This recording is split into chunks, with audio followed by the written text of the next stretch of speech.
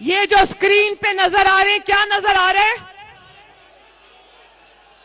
5 का टोला नजर आ रहा है।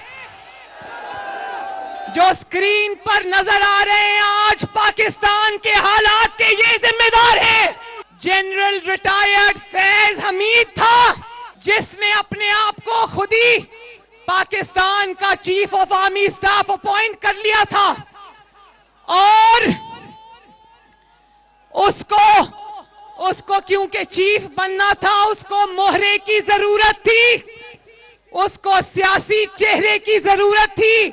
तो नवाज शरीफ तो वो मोहरा नहीं बन सकता था ना, तो फिर उसने किसको उठाया? इमरान खान घड़ी चोर को उठाया। पीडीएम की जमातों में से एक बहुत अहम जमात के सरबराह ने मुझे खुद बताया कि जब उन्होंने जनरल फैज हमीद से कहा कि तुम ये नवाज शरीफ के साथ ज्यादती क्यों कर रहे हो, तो सरगोदा वालों सुन लो, जनरल फैज हमीद ने कहा नवाज शरीफ अपने कद से बहुत बड़ा हो गया, उसको कट टू साइज करना पड़ेगा। उनको एक घोड़ा चाहिए था और उस घोड़े का नाम है घड़ी चोर इमरान खान। फिर उन्होंने अदलिया में से वो जज उठाए, ये जज उठाए उन्होंने अदलिया में से, और इन्होंने कहा जो जो कॉम्प्रोमाइज जज था, जो जो करप्ट जज था, चाहे वो खोसा हो या वो साकिब निसार हो, बाबा जहमत हो या वो इजाजुल एहसन हो या वो मुजाहिर अली नकवी हो,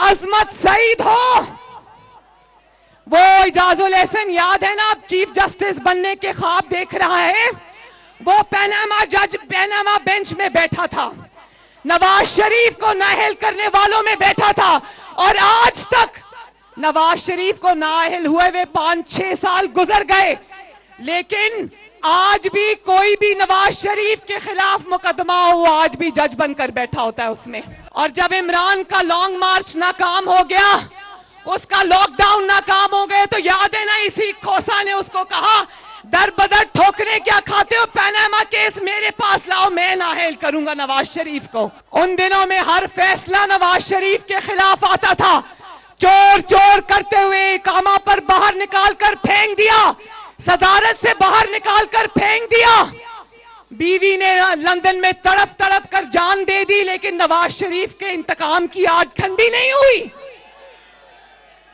मुस्लिम लीग नून के सारे लीडरान को चुन चुन कर नाअहल किया।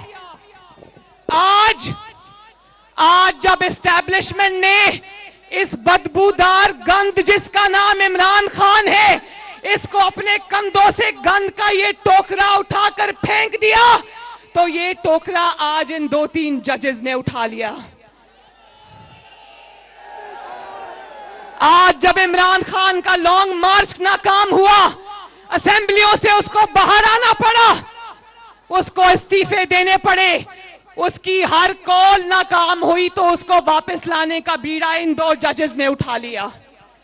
आज जब इमरान खान की सियासी मौत नजर आ रही है, तो सियासी मौत को जिंदगी देने जस्टिस मुजाहिर अली नकवी और जस्टिस इजाजुल एहसन आज फिर मैदान में आ गए।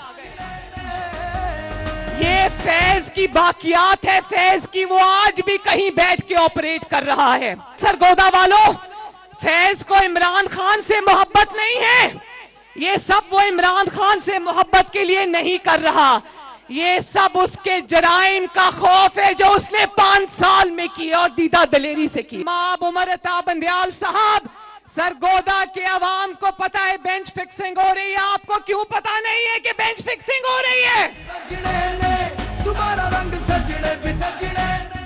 और केस देखो, यही जस्टिस इजाजुल एहसन और मुजाहिर अली नकवी साहब ने, वो लाहौर में सीसीओपीओ की ट्रांसफर हुई जो पंजाब के अंदर, लाहौर के अंदर, वो इन्होंने रोक दी, वो केस का खुद ही नोटिस ले लिया, और फिर वो डोगर को, जो इमरान खान का आदमी था, उसको वापस लाके लगा दिया।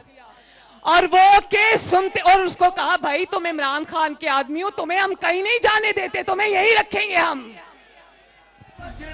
और उसके बाद वो केस सुनते सुनते अचानक इलेक्शन पर पहुंच गए। अच्छी बात है, मुस्लिम लीग नून इलेक्शन से नहीं डरती। अल्लाह ताला के फजलो करम से मुस्लिम लीग वो वाहिद जमात है जो आज इलेक्शन की तैयारी के लिए मैदान में उतरी हुई। डोगर का केस सुनते सुनते बात इलेक्शन पर जा पहुंची और 9 मेंबर बेंच बनाया, उसमें फिर इन दोनों जजेस को डाल लिया। उनकी ऑडियो सामने आ गई। ऑडियो में कहा जा रहा है कि इनका बेंच बनाना, यास्मीन राशिद कह रही है कि सुप्रीम कोर्ट में 6 बंदे बैठे हुए ने। फिर बजाय इसके कि इन दोनों जजेस को एहतसाब के कटहरे में खड़ा करते, उस बेंच में वो 2 जजेस जो सीनियर मोस्ट हैं, जिनके किरदार पे किसी ने कभी उंगली नहीं उठाई, जिनकी इंटेग्रिटी पे कभी किसी ने उंगली नहीं उठाई, उन दोनों जजेस को शामिल नहीं किया, इन दोनों जजेस को बिठा दिया। आप ये जांचने बैठ गए कि इलेक्शन कमीशन की क्या जिम्मेदारी है। आप ये जांचने बैठ गए कि हुकूमत पाकिस्तान की क्या जिम्मेदारी है। आप ये जांचने बैठ गए कि गवर्नर की क्या जिम्मेदारी है। बजाय जरूर जांचें, जरूर पूछें, मगर क्या कभी अपनी बुनियादी जिम्मेदारी का अहाता किया आपने? आपकी जिम्मेदारी है, आपकी जिम्मेदारी है गैर मुतनाज़ा बेंच बनाना। क्या वो जिम्मेदारी आप पूरी कर रहे हैं? जब इन ऑडियो लीक्स के बाद भी इन दोनों जजेस को बेंच में शामिल किया तो यकीन करो सरगोदा वालों, लोगों ने हैरानी से और परेशानी से लोगों ने दांतों में उंगलियां दबा ली। और न सिर्फ सियासी जमातों ने और अवाम ने इतराज किया, बल्कि सारी बार काउंसिल्स ने कहा ये ज्यादती हो रही है और वो रेफरेंस लेकर बैठे इन दोनों जजेस के खिलाफ। बाकी इदारों ने तो इस मकरूह किरदार को, जिसका नाम घड़ी चोर इमरान खान है, बाकी इदारों ने ये समझ लिया कि ये पाकिस्तान के लिए खतरा है, इंतशार है, फितना है। मगर क्या इस फितने को सुप्रीम कोर्ट ऑफ पाकिस्तान से थपकी मिलेगी? अगर इस फितने को सुप्रीम कोर्ट ऑफ पाकिस्तान के चंद जजेस की तरफ से रेस्क्यू किया जाएगा, अगर इसको थपकी मिलेगी तो बताओ पाकिस्तान किधर जाएगा? मेरा और आपका मुल्क किधर जाएगा? घड़ी चोर का क्या नाम लूं, मुझे उसका नाम लेते वक्त भी कराहत आती है। वो तो फ्रंटमैन था, वो तो फितना था, अजली अब्दी फितना था। लेकिन सरगोदा वालों, फितना परवर कौन थे? ये लोग थे फितना परवर। क्या बाबा जहमत को, डैम वाले बाबा जी को पता है कि पाकिस्तान आज कहां पहुंच गया? क्या इजाजुल एहसन साहब को पता है कि पाकिस्तान आज कहां पहुंच गया? क्या खोसा साहब जो आराम से अपने घर में बैठे, उनको पता है पाकिस्तान कहां पहुंच गया? क्या मुजाहिर नकवी साहब को पता है पाकिस्तान कहां पहुंच गया? अपने अरबों रुपए के प्लाजे खड़े कर लिए, प्लॉट्स ले लिया, आपको क्या लगे पाकिस्तान की आवाम कैसे पिस रही है?